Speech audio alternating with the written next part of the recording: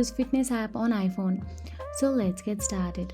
First thing first, all you have to do is you'll have to have the health app as well. The health app on iPhone aggregates health and fitness data from various sources, including the iPhone sensors and the other connected apps. The fitness app automatically tracks steps using the iPhone's motion co-processor. You can view daily and historical step counts as well. You can monitor the number of floors you have climbed throughout the day, and you can also manually log workouts like walking, running, cycling, and more. You can input duration, distance, and calories burned. You can provide a daily summary of your activity levels, including steps taken, calories burned, and distance traveled.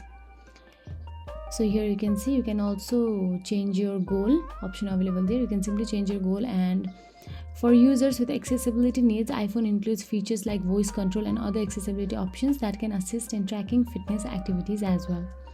So by utilizing these built-in features on your iPhone, you can build or you can effectively track your daily activity, monitor health metrics, and stay on top of your fitness goals without needing to download additional apps. So that's it. If you found this video helpful, please like, share, and subscribe our channel, and thank you so much for watching.